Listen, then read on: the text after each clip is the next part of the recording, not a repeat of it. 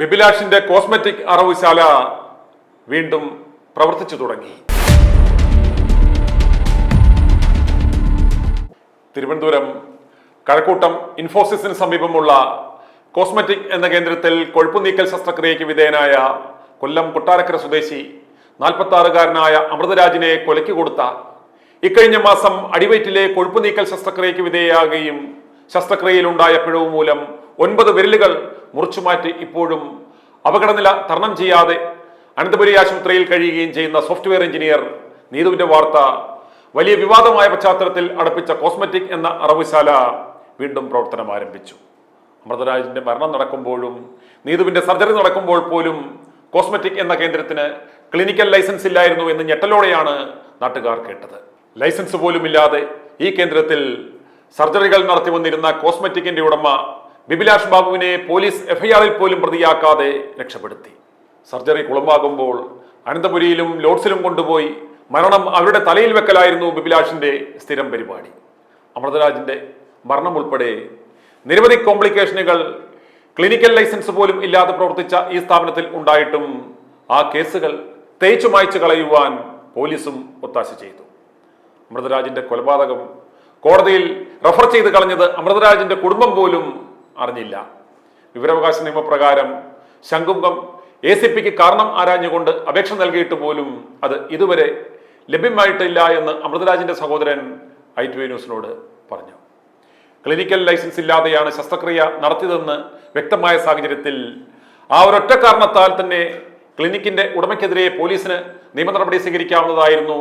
ഇന്ന് വരെ ക്ലിനിക്കിന്റെ ഉടമ ബിബിലാഷ് ബാബുവിനെതിരായി യാതൊരു കേസും രജിസ്റ്റർ ചെയ്തിട്ടില്ല. ക്ലിനിക് താൽക്കാലികമായി അടപ്പിച്ചു എന്നല്ലാതെ അവിടുത്തെ രേഖകളൊന്നും പിടിച്ചെടുക്കുകയോ ചെയ്തില്ല. തെളിവ് നശിപ്പിക്കുവാൻ വേണ്ടത്ര സമയം ക്ലിനിക് ഉടമകൾക്ക് ലഭിക്കുന്ന വിധത്തിലുള്ള നടപടിയായിരുന്നു ഇത് എന്ന് നീതുവിന്റെ ഭർത്താവ് പത്മജിത്ത് പറയുന്നു. ആശുപത്രി രേഖകൾ പരിശോധിച്ച് മുൻപ് ഇത്തരത്തിൽ ശസ്ത്രക്രിയ നടത്തിയ ആർക്കെങ്കിലും ദുരനുഭവം ഉണ്ടായോ എന്ന് ഇതുവരെ പരിശോധിച്ചിട്ടുമില്ല. അമൃതരാജിന്റെ മരണം സംബന്ധിച്ചുള്ള വിവരം പുറത്തു വരികയും നീതുവിന്റെ വിരലുകൾ മുറിക്കുകയും ഉൾപ്പെടെ നിരവധി പരാതികൾ നിൽക്കുന്നതിനിടെയാണ് തിടുക്കപ്പെട്ട് ക്ലിനിക്കൽ ലൈസൻസ് നൽകിയത് എന്ന് പറയുമ്പോൾ തന്നെ ഇവിടുത്തെ സംവിധാനങ്ങൾ ആരുടെ കൂടെയാണ് എന്ന് നമുക്ക് മനസ്സിലാക്കുവാൻ സാധിക്കും. നീതുവിന് നടത്തിയ ശസ്ത്രക്രിയയെപ്പറ്റി അന്വേഷണം നടത്തിയ വിദഗ്ധ സമിതിയുടെ ആ ഉടായ്പ റിപ്പോർട്ട് വരികയും എത്തിക്സ് കമ്മിറ്റി ആ റിപ്പോർട്ട് തള്ളി വീണ്ടും റിപ്പോർട്ട് ആവശ്യപ്പെടുകയും കാര്യങ്ങൾ പാളുന്നു എന്ന് മനസ്സിലാക്കിയപ്പോൾ ഇരുചെവി അറിയാതെ അധികൃതർ കുളത്തൂർ തമ്പുരാൻമുക്കിലെ കോസ്മെറ്റിക് ഹോസ്പിറ്റൽ എന്ന ക്ലിനിക്കിന്റെ സ്ഥിര രജിസ്ട്രേഷൻ സസ്പെൻഡ് ചെയ്തു. ജില്ലാ മെഡിക്കൽ ഓഫീസർ വൈസ് ചെയർപേഴ്സണായ ജില്ലാ രജിസ്ട്രേഷൻ അതോറിറ്റി തിരക്കിട്ട് അനുവദിച്ച രജിസ്ട്രേഷനാണ് Kerala state council for clinical establishments റദ്ദാക്കിയത്. കഴിഞ്ഞ മാസം 10-നായിരുന്നു ആ നടപടി. മെയ് മാസം 5-ന് തിരക്കിട്ട് അനുവദിച്ച രജിസ്ട്രേഷൻ 10-ന് റദ്ദാക്കിയെന്ന് അധികൃതർ സ്ഥിരീകരിച്ചു. ഓർക്കുക, ഇത്രയും വർഷമായി പ്രവർത്തിച്ചു വന്നിട്ടും ഇക്കഴിഞ്ഞ ഏപ്രിൽ 7-നാണ് ക്ലിനിക് രജിസ്ട്രേഷനായി അപേക്ഷ നൽകിയത്. DMOയുടെ ഉത്തരവിനെ തുടർന്ന് ഏപ്രിൽ 29-30 തീയതികളിൽ ഉദ്യോഗസ്ഥ സംഘം ക്ലിനിക് സന്ദർശിച്ച് സ്ഥാപനം യോഗ്യമെന്ന് കണ്ടെത്തിയിരുന്നു. 6 ദിവസത്തിനുള്ളിൽ കഴിഞ്ഞ മാസം 5-ന് അവർ റിപ്പോർട്ട് നൽകി. അന്ന് തന്നെ നടപടികൾ പൂർത്തിയാക്കി രജിസ്ട്രേഷൻ സർട്ടിഫിക്കറ്റ് ഓൺലൈനായി അനുവദിക്കുകയായിരുന്നു. ക്ലിനിക്കിന് എതിരായി നീതുവിന്റെ കുടുംബാംഗങ്ങൾ നൽകിയ പരാതി നിലനിൽക്കുമ്പോഴായിരുന്നു രജിസ്ട്രേഷൻ തിടുക്കപ്പെട്ട് അനുവദിച്ചത്. ഫെബ്രുവരി 22-ന് ശസ്ത്രക്രിയ നടക്കുമ്പോൾ ക്ലിനിക്കിന് രജിസ്ട്രേഷൻ ഉണ്ടായിരുന്നില്ല. ചികിത്സാ പിഴവ് സംഭവിച്ചെന്ന പരാതിയിൽ മാർച്ച് 21-ന് പോലീസ് കേസ് രജിസ്റ്റർ ചെയ്തു.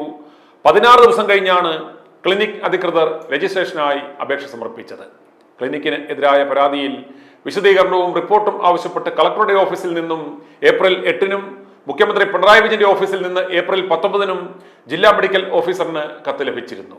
ഇത് രണ്ടും DMO അവഗണിക്കുകയാണ് ഉണ്ടായത്. ക്ലിനിക്കിന് എതിരായി പരാതി ലഭിച്ച സമയത്ത് തന്നെ രജിസ്ട്രേഷൻ നടപടി വേഗത്തിലാക്കുകയും ചെയ്തു. നീതുവിന്റെ കുടുംബാംഗങ്ങളുടെ പരാതിയോടെ ശസ്ത്രക്രിയ നടത്തിയതായി തെളിഞ്ഞതിനെ തുടർന്നാണ് രജിസ്ട്രേഷൻ റദ്ദാക്കിയതെന്നാണ് അധികൃതരുടെ വിശദീകരണം. ഇപ്പോൾ വിവാദങ്ങൾ അത്യാവശ്യം കെട്ടടങ്ങിക്കഴിഞ്ഞപ്പോൾ വസ്തുതകളെല്ലാം മറച്ചുവെച്ച് ബഹുമാനപ്പെട്ട കോടതിയെ തെറ്റിദ്ധരിപ്പിച്ച് അറവുശാല വീണ്ടും പ്രവർത്തിക്കുവാൻ ബിബിലാഷ് ബാബു ഹൈക്കോടതിയിൽ നിന്നും അനുമതി കരസ്ഥമാക്കി എന്നാണ് വിവരം. പണവും സ്വാധീനവും ഉണ്ടെങ്കിൽ മനുഷ്യരുടെ ജീവൻ ഇവിടെ പട്ടിയുടെ വില പോലുമില്ല എന്നത് വീണ്ടും തെളിയിക്കുന്നു. പൂർവാധികം ശക്തിയായി ബിബിലാഷ് ബാബു പെൺപിള്ളാരെ വെച്ച് മാർക്കറ്റിംഗ് തകൃതിയായി നടത്തി കൊഴുപ്പ് അറവ് തുടരുകയാണ്. കഴിഞ്ഞ ദിവസം ഇൻഫോസിസിന് സമീപത്തു നിന്നും സൗമ്യ എന്നൊരു യുവതി കോസ്മെറ്റിക് ക്ലിനിക്കിൽ വിളിച്ചപ്പോൾ ലഭിച്ച ആ മറുപടി കേൾക്കുക. Hello, cosmetic hospital. ഹലോ, പറഞ്ഞോളൂ. ഞാനൊരു എൻക്വയറിക്ക് വിളിക്കുകയാണ്. പറഞ്ഞോളൂ. ഞാനിപ്പം അത്യാവശ്യം കുറച്ച് ഇപ്പൊ VLCസിലൊക്കെ എൻക്വയറി നടത്തിയിട്ടുണ്ടായിരുന്നു. അപ്പൊ എനിക്കൊരു ബെറ്റർ പ്രൈസിന്റെ വേണ്ടിയിട്ടായിരുന്നു എൻക്വയറി നടത്തുന്നത്. എന്തിന്റെ ആയിരുന്നു? എനിക്ക് ലൈപ്പോസെക്ഷനിലായിരുന്നു. ലൈപ്പോസെക്ഷന്റെ ആണോ? Okay ma'am. ഒരു 10 മിനിറ്റ്സ് കഴിഞ്ഞ് മാമിന് നമ്മുടെ കോർഡിനേറ്ററോട് കോൺടാക്ട് ചെയ്യാൻ പറയുമോ? ഓക്കെ. ഇത് ലൊക്കേഷൻ എവിടെയായിരുന്നത്? ഞങ്ങൾക്ക് എറണാകുളത്തും ട്രിവാൻഡ്രത്തും അവൈലബിൾ ആണേ. ഓക്കെ, ഞാനിപ്പം കറന്റ് ട്രിവാൻഡ്രത്ത് ആറ്റിങ്ങലാണ്. അപ്പൊ നമുക്കൊരു ഡയറക്റ്റ് കൺസൾട്ടേഷൻ ചെയ്ത് കഴിഞ്ഞാൽ വരാൻ കഴിയുമോ മാമിന്? ഓക്കെ, ഡയറക്റ്റ് കൺസൾട്ടേഷൻ പറയുമ്പോൾ ടൈമിംഗ് എത്രയാണ് വരുന്നത്? ടൈമിംഗ് അങ്ങനെയാണെന്നുണ്ടെങ്കിൽ നമുക്ക് റീസെന്റ് ഉള്ള മൺഡേ കൺസൾട്ടേഷനേ ഉള്ളൂ. ഇന്നത്തേക്ക് പറ്റുമോ? ഇന്ന് ഉച്ചയ്ക്ക് ശേഷം ആണെങ്കിൽ പറ്റുമോ? ഉച്ചയ്ക്ക് ശേഷം എത്ര മണി വരെ ഉണ്ടാവും? ഒരു 2 o'clockനകത്ത് അങ്ങനെ വരാൻ പറ്റുമോ? 2-3 o'clock ആ ടൈമിനുള്ളിൽ. ഓക്കെ, ഞാൻ എന്തായാലും ഒരു 1 മണിയാകുമ്പോൾ ഞാൻ നിങ്ങളെ വിളിക്കാം. ഇത് ലൊക്കേഷൻ കാരണം ഡോക്ടേഴ്സിന്റെ അവൈലബിലിറ്റി നോക്കണം, നമുക്ക് അപ്പോയിന്റ്മെന്റ്സ് നോക്കണം. മുൻകൂർ പറഞ്ഞാൽ മാത്രമേ നമുക്ക് അപ്പോയിന്റ്മെന്റ് ബ്ലോക്ക് ചെയ്യാൻ പറ്റുള്ളൂ. അപ്പൊ അങ്ങനെയാണെങ്കിൽ ഇന്ന് പറ്റില്ല എന്നുണ്ടെങ്കിൽ മൺഡേയിലത്തേക്ക് മാം നോക്കുവാണെങ്കിൽ അങ്ങനെ ചെയ്യും. ഇതിപ്പം ലൊക്കേഷൻ കറക്റ്റ് വന്നിട്ട് ഇൻഫോസിസിന്റെ അടുത്താണ്. കഴക്കൂട്ടം ഇൻഫോസിസിന്റെ അടുത്തായിട്ട് കുളത്തൂർ ജംഗ്ഷനിലാണ് നമ്മുടെ ഹോസ്പിറ്റൽ വന്നിട്ട്.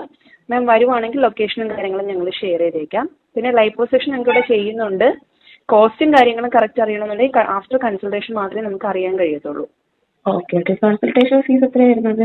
500 ആണ് വരുന്നത് കൺസൾട്ടേഷൻ ഫീസ്. ഓക്കെ. എന്തായാലും ഇന്ന് 2 മണിക്ക് മുന്നായിട്ട് വരാൻ പറ്റുമെന്നുള്ളത് ഞാനൊന്ന് നിങ്ങളെ ഇൻഫോം ചെയ്തിട്ട് പറയാം. അല്ലാന്നുണ്ടെങ്കിൽ ഞാൻ മൺഡേ വരാം. Okay ma'am. എന്താണെന്നുള്ളത് ഇങ്ങോട്ടേക്ക് ഒന്ന് വിളിച്ചാൽ മതി കേട്ടോ. കാരണം എനിക്ക് അപ്പോയിന്റ്മെന്റ് കൺഫർമേഷൻ തരാൻ വേണ്ടിയിട്ടാണ്. ഡോക്ടറുടെ അവൈലബിലിറ്റി ഉണ്ടോ ഇല്ലയെന്ന് നമുക്ക് അറിയാൻ പറ്റത്തില്ല, അതുകൊണ്ടാണേ. ഓക്കെ, ശരി. ഓക്കെ, ബിഫോർ 12 o'clock മുന്നേ വിളിക്കാൻ പറ്റുമോ? ഞാൻ വിളിക്കാം. ഓക്കെ, ശരി. ഹലോ. ഞാനിപ്പം വിളിച്ചിട്ടുണ്ടായിരുന്നേ. പറഞ്ഞോളൂ മാഡം. നിങ്ങളുടെ കോർഡിനേറ്ററായിട്ടൊന്ന് സംസാരിക്കാൻ വേണ്ടി പറ്റുമോ? എന്നിട്ട് ഞാൻ നിങ്ങളെ 1 മണിക്ക് മുന്നേ ആയിട്ട് ഇന്ന് അപ്പോയിന്റ്മെന്റ്സ് എടുക്കാൻ പറ്റുമെന്നുള്ളത് ഞാനൊന്ന് വിളിച്ചു പറയാം. ഓക്കെ. അല്ല, ഇപ്പൊ മാമിന് ലൈപ്പോസെക്ഷന്റെ ഡൗട്ട്സ് ആണോ ചോദിക്കാനുള്ളത്? എനിക്ക് ചെയ്യണമെന്നുണ്ടായിരുന്നു. അപ്പൊ ഞാൻ കുറെ സ്ഥലത്ത് എൻക്വയറി നടത്തി. അപ്പൊ എനിക്കൊരു ബെറ്റർ പ്രൈസ് ഉള്ള ഒരു സ്ഥലത്ത് പോയിട്ട് ചെയ്യാനായിരുന്നു. ഓക്കെ. വെയിറ്റ് എത്രയാ മാമിന്റെ? എന്റെ ഇപ്പൊ 62 ഉണ്ട്. 62 ഉണ്ട്. ഏജ് എത്രയാണ്? എന്റെ 25. 25 ആണ്. മാരീഡ് ആണോ? അല്ലല്ല, മാരീഡ് അല്ല. മാരീഡ് അല്ല. ഓക്കെ. മാരേജ് നോക്കുവാണോ? ഇപ്പൊ കറണ്ട് നോക്കുന്നില്ല. ഇപ്പൊ കറണ്ട് ഞാൻ പഠിക്കുവാണ്. ഓക്കെ. അപ്പം മുകൾ വയറാണോ താഴത്തെ വയറാണോ കൂടുതലായിട്ടുള്ളത്? എനിക്ക് ആക്ച്വലി PCOD ഉണ്ട്. PCOD ഉണ്ടല്ലേ? അപ്പൊ PCOD ഉണ്ട്, തൈറോയിഡ് ഉണ്ട്. അപ്പൊ അതുകൊണ്ട് തന്നെ അത് വർക്ക്ഔട്ട് ചെയ്യുമ്പോഴും വെയിറ്റ് അങ്ങ് കുറയുന്നില്ല. ഒരു 62 തന്നെ കൺസിസ്റ്റന്റ് ആയിട്ട് നിൽക്കാം. ഇപ്പൊ ഒരു 4-6 മാസമായിട്ട് വർക്ക്ഔട്ട് ചെയ്യുന്നുണ്ട്. വർക്ക്ഔട്ട് ചെയ്തിട്ടും എനിക്ക് വെയിറ്റ് കുറയുന്നില്ല. Okay ma'am. അപ്പൊ ഒരു കാര്യം ചെയ്യാം, ഞാൻ എന്തായാലും ഈ ഒരു റീസൺ ഒന്ന് പറഞ്ഞിട്ട് ഞാൻ പുള്ളിക്കാരി ഒന്ന് കണക്ട് ചെയ്ത് തരാം കേട്ടോ.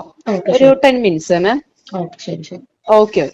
ഇത്തരം അറവുശാലകൾ കോടതികളെ സമീപിക്കുമ്പോൾ പോലീസ് റിപ്പോർട്ട് പോലും പരിഗണിക്കാതെയാണോ ബഹുമാനപ്പെട്ട കോടതികൾ പ്രവർത്തനാനുമതി നൽകുന്നത്?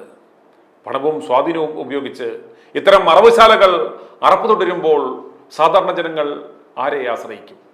അവർ നീതി നടപ്പാക്കുവാൻ തുനിഞ്ഞിറങ്ങിയാൽ ആരായിരിക്കും അതിന് ഉത്തരവാദി? അതുകൊണ്ട് ജനങ്ങൾ സൂക്ഷിക്കുക. കോസ്മെറ്റിക് അറവുശാല തിരുവനന്തപുരത്തും കൊച്ചിയിലും വീണ്ടും പ്രവർത്തിച്ചു തുടങ്ങി.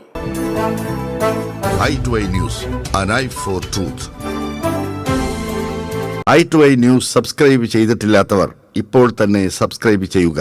നോട്ടിഫിക്കേഷൻ ലഭിക്കുവാൻ ബെൽ ബട്ടണും അമർത്തുക.